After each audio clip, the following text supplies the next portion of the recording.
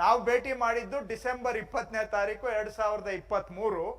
ಅವ್ರು ಹೇಳಿದ್ದು ಕೂಡ ಡಿಸೆಂಬರ್ 23, 2023, 24 ಅಲ್ಲ. ಅದನ್ನ ಅವರೇ ಸ್ಪಷ್ಟೀಕರಿಸ್ಬೇಕು, ಯಾಕಂದ್ರೆ ಆ ಜುಮ್ಲಾ ಲ್ಯಾಂಗ್ವೇಜ್ ನಮ್ಗೆ ಬರೋದಿಲ್ಲ. ನಾವು ತಿಳ್ಕೊಂಡಿದ್ದು ಆ ಡಿಸೆಂಬರ್ 23ಕ್ಕೆ ಮೀಟಿಂಗ್ ಮಾಡ್ತಾರೆ ಅಂತ.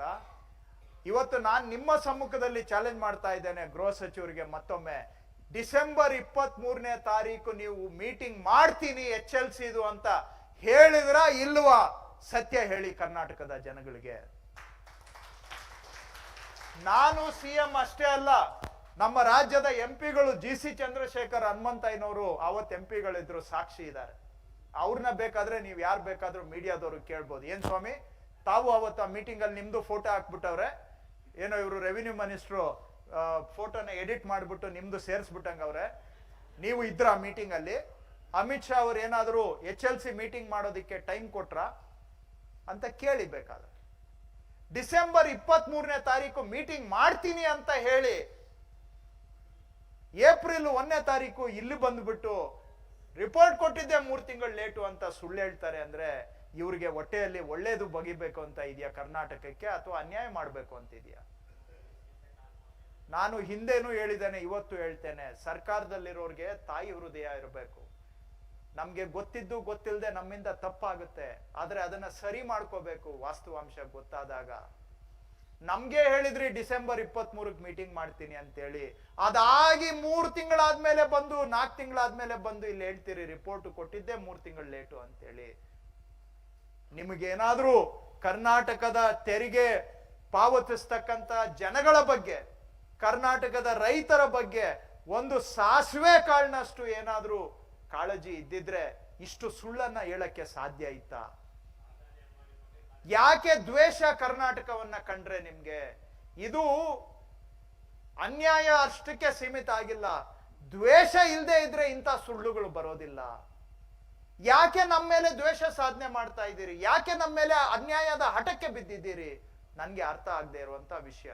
ನೆಕ್ಸ್ಟ್, ಇದು ಸಾಲದು ಅಂತೇಳಿ ಪ್ರಧಾನಮಂತ್ರಿಗಳನ್ನೇ ನಾವು ಭೇಟಿ ಮಾಡಿದ್ದೇವೆ.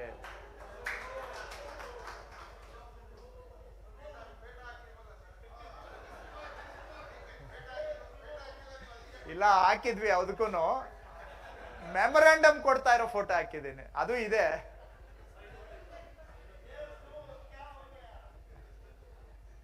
ಏನೋ ಅವ್ರಿಗೂ ಕೇಳಿದ್ವಿ, ಸ್ವಾಮಿ ಬರಗಾಲ ಬಂದಿದೆ, ದಯವಿಟ್ಟು ಬೇಗ ಪರಿಹಾರ ಕೊಡೋದಿಕ್ಕೆ ಹೇಳಿ ಅಂತ. ಅವರು ಎಲ್ಲ ಕತೆ ಹೇಳಿದ್ರು.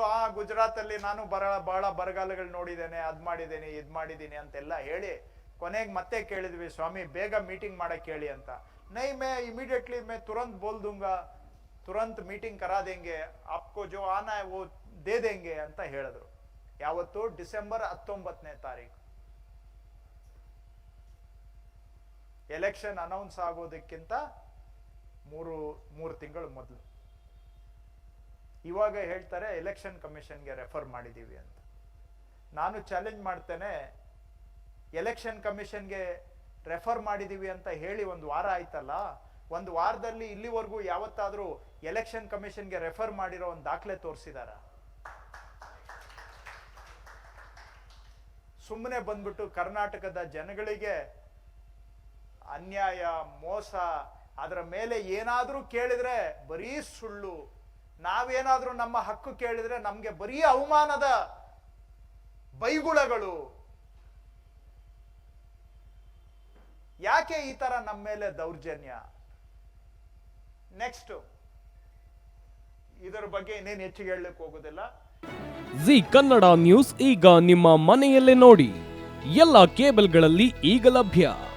ಸನ್ Direct 292, Jio TV 1334, U digital 162, city cable 51, GTPL 17, Abhishek cables 821, rock line telecommunication 51, Shri Basaveshwara number 60, Vinayaka digital number 53, in digital number 896ರಲ್ಲಿ.